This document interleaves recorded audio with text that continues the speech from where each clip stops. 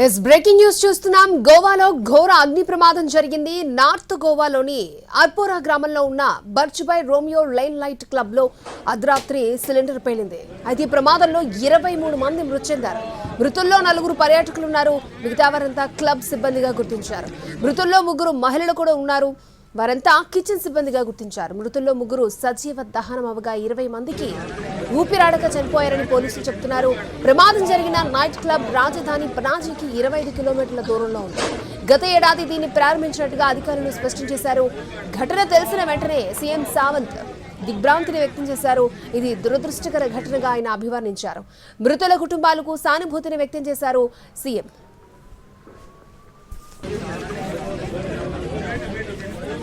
గోవాలో ఘోర అగ్ని ప్రమాదం జరిగింది. నార్త్ గోవాలోని అర్పురా గ్రామంలో ఉన్న బర్చ్బాయ్ రోమియో లైన్ లైట్ క్లబ్ లో అర్ధరాత్రి సిలిండర్ పేలింది.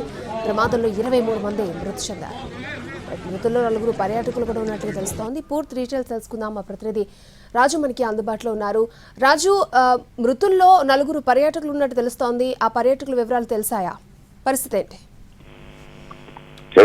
అక్షయ, గోవాలో ఘోర అగ్ని ప్రమాదం చోటు చేసుకుంది. ఇది ఉత్తర గోవాలోని అర్పోరా గ్రామంలో జరిగింది. ఏదైతే బర్చ్బాయ్ రోమియో లేన్ నైట్ క్లబ్ శనివారం అర్ధరాత్రి సిలిండర్ పేలి 23 మంది మృతి చెందారు ఏకంగా. అంటే మృతుల్లో 4 పర్యాటకులు ఉన్నట్లు తెలుస్తుంది. దాంతో పాటు మిగతా వాళ్ళంతా కూడా క్లబ్ సిబ్బందిగా గుర్తించారు. వాస్తవానికి 3 మహిళలు కూడా ఇందులో ఉన్నట్లు ఇప్పటికే గుర్తించారు. వారంతా కిచెన్ సిబ్బంది అని స్పష్టం కూడా చేశారు. అయితే ఈ 3 సజీవ దహనం అవగా మిగతా 20 మంది ఊపిరాడక చనిపోయారు. అంటే నైట్ క్లబ్ అంటే మనకు వీకెండ్ వచ్చిందంటే చాలు, కొంత గోవాలో ఈ క్లబ్ కల్చర్ ఎక్కువగా ఉంటుంది. పైగా వీకెండ్ లో మాత్రం మరీ ఎక్కువగా ఉంటుంది. సో కిచెన్ లో జరిగినటువంటి ఈ ప్రమాదం సిలిండర్ పేలడం వల్లే ఈ అగ్ని ప్రమాదం జరిగిందని చెప్పి ప్రాథమికంగా అంచనా వేస్తున్నారు. అయితే ఒక్కసారిగా ఎప్పుడైతే అగ్ని ప్రమాదం జరిగిందో ఆ తర్వాత కిచెన్ లో ఉన్నటువంటి వాళ్ళు అక్కడికక్కడే సజీవ దహనం అయ్యారు.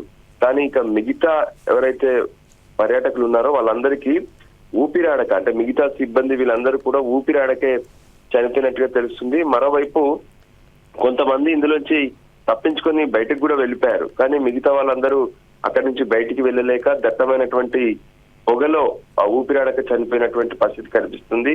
సో గోవా రాజధాని పనాజీకి ఈ గ్రామం 25 కిలోమీటర్ల దూరంలో ఉంటుంది. కొంత ఏ విధంగానైతే అక్కడ వాటర్ కు దగ్గరగా ఉండడం, బీచ్ కు దగ్గరగా ఉండడం వంటి ఏర్పాట్ల కోసం ఇక్కడ ప్రత్యేకంగా ఈ క్లబ్ ను ఏర్పాటు చేశారు. గత ఏడాది ఈ క్లబ్ ఇనాగ్రేషన్ జరిగింది. సో అప్పటి నుంచి సజావుగా సాగుతున్నప్పటికీ కూడా ఒక్కసారిగా రాత్రి దుర్ఘటన జరిగిందని చెప్పి స్థానికులు స్పష్టం చేస్తున్నారు. సో సిలిండర్ పేలుడు సమాచారంతో అగ్నిమాపక సిబ్బంది వెంటనే స్పాట్ కు చేరుకున్నారు. రెస్క్యూ టీమ్స్ కూడా స్పాట్ కు చేరుకొని వెళ్లేసరికి సహాయక చర్యలన్నీ కూడా జరిగాయి. కానీ అప్పటికే జరగాల్సినటువంటి ప్రమాదం జరిగిపోయింది అన్నట్టుగా 23 మంది మృతి చెందినటువంటి పరిస్థితి కనిపిస్తుంది. అయితే దీనికి సంబంధించి ఇప్పటికే విచారణకు ఆదేశించారు. స్వయంగా గోవా ముఖ్యమంత్రి కూడా స్పాట్ కు వెళ్లారు. సో పరిస్థితిని మొత్తం కూడా ఎప్పటికప్పుడు ప్రమోద్ సావంత్ దాన్ని పర్యవేక్షించడమే కాకుండా విచారణకు ఆదేశించారు. ఎందుకు ఈ పరిస్థితి జరిగింది, ఇలా ఫైర్ యాక్సిడెంట్ జరిగినప్పుడు మిగతా వాళ్ళందరూ ఎందుకు తప్పించుకోలేకపోయారనే దాని మీద కూడా కొంత ప్రత్యేకంగా దృష్టి సారించారు. సో క్లబ్ లో ఉన్నటువంటి వాళ్ళు మద్యం సేవించి ఉంటారు. సో దానివల్ల వాళ్ళకు వెంటనే అలర్ట్ కాలేకపోయారనేటువంటి సమాచారం కూడా అందింది. అయితే దీంట్లో ఎవరైతే భద్రతా చర్యలు సరిగ్గా పాటించారా లేదా అనే దాని మీద కూడా ఫోకస్ పెట్టాలన్నారు. ఈ ఘటనతో గోవాలో ఉన్నటువంటి మిగతా నైట్ క్లబ్స్ అన్నిటిపైన కూడా తనిఖీలు నిర్వహించాలని చెప్పి ముఖ్యమంత్రి ఆదేశాలు జారీ చేశారు. దాంతో పాటు కుటుంబాలకు సంబంధించి కూడా సానుభూతి తెలపడమే కాకుండా మృతదేహాలను స్వాధీనం చేసుకునేందుకు స్థానికంగా ఉన్నటువంటి ప్రభుత్వ ఆసుపత్రిలో అన్ని రకాల ఏర్పాట్లు కూడా చేయాలని చెప్పి స్పష్టం చేశారు. ఇందులో పర్యాటకులు ఎక్కడి నుంచి వచ్చారు ఏంటి అనేది మాత్రం ఇంకా అధికారికంగా చెప్పలేదు. మొత్తానికి మాత్రం గోవాలో ఈ అగ్ని ప్రమాదం అందరినీ కలిసివేస్తుంది. రాజు, అర్ధరాత్రి ప్రమాదం జరగడం వల్లే కొంచెం మృతుల సంఖ్య తగ్గింది అనుకోవచ్చా, లేకపోతే ఆ టైంకి కూడా అక్కడ జనాలు ఉంటారు అని అంటారా? ఎస్, గోవా అంటేనే కొంత ఈ ఎంజాయ్మెంట్ ఎక్కువగా ఉంటుంది. గోవాకు వెళ్ళేటటువంటి వాళ్ళు ప్రతి ఒక్కరూ ఓన్లీ ఎంజాయ్ కోసం మాత్రమే వెళ్తుంటారు. అక్కడ ఉన్నటువంటి బీచ్ల్లో తిరుగుతూ ఆ తర్వాత నైట్ క్లబ్ల్లో ప్రత్యేకమైనటువంటి ఏర్పాట్లు ఉంటాయి. సో అందుకోసమే గోవాకు వెళ్తూ ఉంటారు. సో గోవాలో నైట్ క్లబ్ అనేది ఎర్లీ అవర్స్ వరకు కూడా కొనసాగుతుంటుంది, పైగా వీకెండ్స్. సో వీకెండ్ సమయంలో ఇక దీనికి పెద్ద ఎత్తున పర్యాటకులు వస్తూ ఉంటారు. అయితే కొన్ని ప్రీ బుకింగ్స్ ఉంటాయి, లిమిటెడ్ బుకింగ్స్ ఉంటాయి, ప్రీ బుకింగ్స్. సో అలా జరిగిందా, లేదంటే ఈ వీకెండ్ లో కొంతమంది ఇక్కడికి వచ్చారా, ఈ 23 మంది కాకుండా మిగతా వాళ్ళంతా మరి ఎక్కడికి వెళ్ళారు ఏంటి అనేది కూడా కొంత ఫోకస్ చేస్తున్నారు.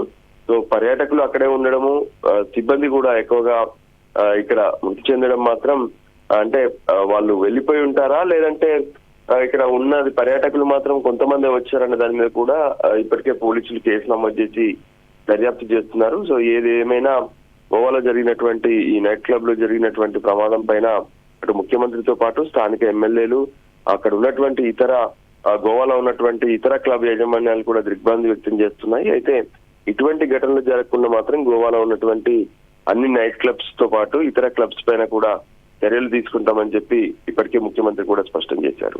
రాజు, అంటే క్షతగాత్రుడు ఎవరు లేరు అంటారా? దానికి సంబంధించి మాత్రం ఇప్పటి వరకు ఎటువంటి సమాచారం పూర్తిగా రిపోర్ట్ కావట్లేదు.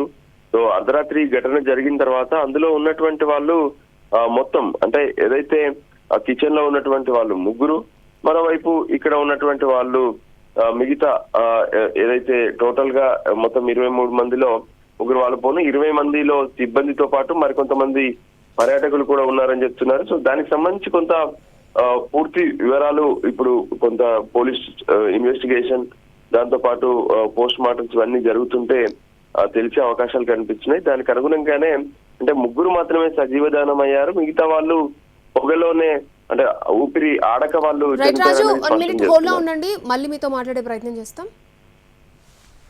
जब आग लगी तो ज़्यादातर जो लोग थे जो वहाँ खाना वाना खा रहे थे वो लोग वहाँ से निकलने में सफल हुए.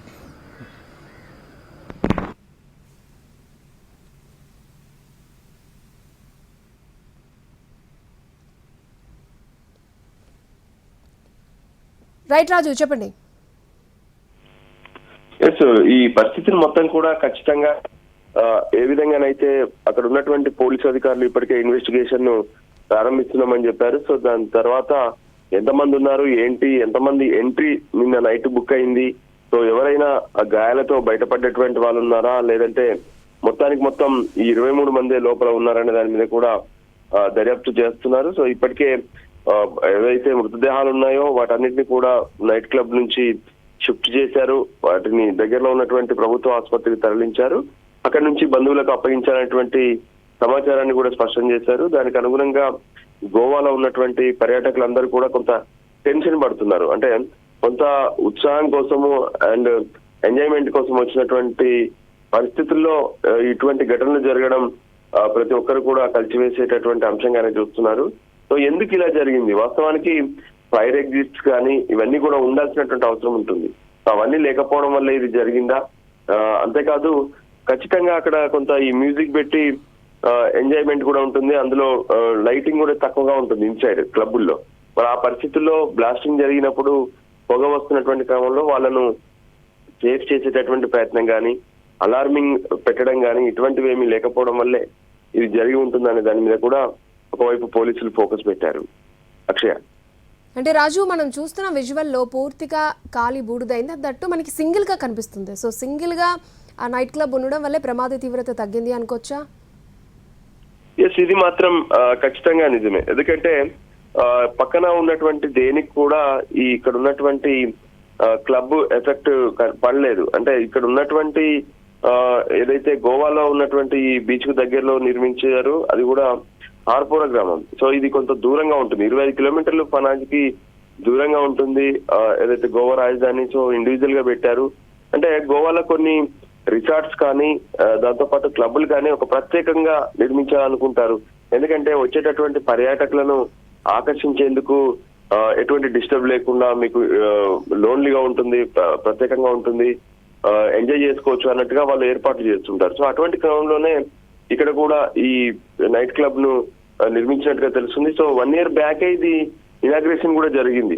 అప్పటి నుంచి సజావుగా సాగుతుంది అని చెప్తున్నారు. సో ఫైర్ యాక్సిడెంట్, మరి కిచెన్ లో కూడా ఫైర్ యాక్సిడెంట్ ఎలా జరిగింది అంటే సిలిండర్ పేలడం అంటే అంత ఈజీ విషయం కాదు. ప్రతి ఇంట్లో కూడా సిలిండర్ ఉంటుంది. సో మరి ఆ సిలిండర్ పేలడానికి గల కారణాలు ఏంటి, దీని వెనక ఇంకేమైనా కుట్ర ఉందా, లేదంటే ఇంకేమైనా భద్రతా లోపాలు ఉన్నాయా, లేదంటే నిర్లక్ష్యం ఏమైనా ఉందా అనే అంశం పైన ప్రస్తుతం అయితే పోలీసులు దర్యాప్తు చేస్తున్నారు. అక్షయ. ఓకే రాజు, సో ఎన్టీవీ ఎక్స్క్లూజివ్ విజువల్స్ చూడొచ్చు. మృతదేహాల్ని అక్కడి నుంచి తరలిస్తూ ఉన్నారు. అయితే ఇంకా క్షతగాత్రులు ఎవరైనా ఉన్నారా? అయితే ముగ్గురు పర్యాటకులే ఎందుకున్నారు? మొత్తం సిబ్బందే ఉన్నారా, లేకపోతే ప్రమాదం జరిగినప్పుడు అక్కడ నుంచి ప్రయాణికులు కానీ పర్యాటకులు కానీ అక్కడి నుంచి వెళ్ళిపోయారా? సో ఇలాంటి వివరాలన్నీ ఇంకా తెలియాల్సి ఉంది, పూర్తిగా వివరాలు ఇంకా. సో గోవాలో అయితే ఘోర ప్రమాదం చోటు చేసుకుంది. దీంతో ఒక్కసారిగా గోవాలో ఉన్నటువంటి పర్యాటకులు ఉలిక్కిపడే సిచ్యువేషన్. సో 23 మంది ప్రమాదంలో మృతి చెందారు. మృతుల్లో 4 పర్యాటకులు ఉన్నారు. మిగతా వారంతా క్లబ్ సిబ్బందిగా గుర్తించారు. మృతుల్లో 3 మహిళలు ఉన్నారన్న అధికారులు వారంతా కూడా కిచెన్ సిబ్బందిగా గుర్తించారు. ఇంతకీ మృతుల్లో 3 సజీవ దహనం అవగా 20 మంది ఊపిరాడక చనిపోయారని పోలీసులు చెప్తున్నారు. ప్రమాదం జరిగిన నైట్ క్లబ్ రాజధాని పనాజీకి 25 కిలోమీటర్ల దూరంలో ఉంది. గత ఏడాది దీన్ని స్టార్ట్ చేసినట్టుగా అధికారులు స్పష్టం చేశారు. ఘటన తెలిసిన వెంటనే సీఎం సావన్ ప్రమోద్ దిగ్భ్రాంతిని వ్యక్తం చేశారు. ఇది దురదృష్టకర ఘటనగా ఆయన అభివర్ణించారు. మృతుల కుటుంబాలకు సానుభూతిని వ్యక్తం చేశారు. क्लब में जो इंसिडेंट्स हुआ, अनफॉर्चुनेट इंसिडेंट्स, इस तरह का इंसिडेंट्स कभी नहीं होना चाहिए। गोवा जैसे टूरिज्म स्टेट में कुछ जो इलीगल्स या विदाउट परमिशन इस तरह के जो चलाते हैं, या और इसी में जो फायर इंसिडेंट्स हुआ, इसी के कारण यहाँ पे जो उनके स्टाफ और एक 3-4 टूरिस्ट जो अंदर थे, ने 2-3 इनको जल के हुआ, बाकी लोग बिकॉज ऑफ द सफोकेशन उनकी डेथ हो गई। ऑल टुगेदर 23 लोगों की डेथ हो चुकी है। ये अनफॉर्चुनेट इंसिडेंट हुआ है यहाँ पे अल्पोरा के अंदर में एक रेस्टोरेंट कम क्लब है। वहाँ पे 12:04 पे पुलिस कंट्रोल रूम में इंफॉर्मेशन आई कि वहाँ कोई फायर इंसिडेंट हुआ है, और वहाँ इमिडिएटली पुलिस और फायर ब्रिगेड और एम्बुलेंस वगैरह सब ने रश किया उधर। तो अब फायर तो अंडर कंट्रोल है और वहाँ से डेड बॉडीज सारी एक ये अनफॉर्चुनेट इंसिडेंट हुआ है यहाँ पे अल्पोरा के अंदर में एक रेस्टोरेंट कम क्लब है। वहाँ पे 12:04 पे पुलिस कंट्रोल रूम में इंफॉर्मेशन आई कि वहाँ कोई फायर इंसिडेंट हुआ है, और वहाँ इमिडिएटली पुलिस और फायर ब्रिगेड और एम्बुलेंस वगैरह सब ने रश किया उधर। तो अब फायर तो अंडर कंट्रोल है और वहाँ से डेड बॉडीज सारी निकाली गई हैं। तो उसमें टोटल जो डेथ काउंट है उसमें 23 है, और इसमें जो ज़्यादातर जो बॉडीज मिली हैं वो नीचे जहाँ किचन है इसका रेस्टोरेंट का, वहाँ पे डेड बॉडीज ये मिली है। और अभी इस घटना के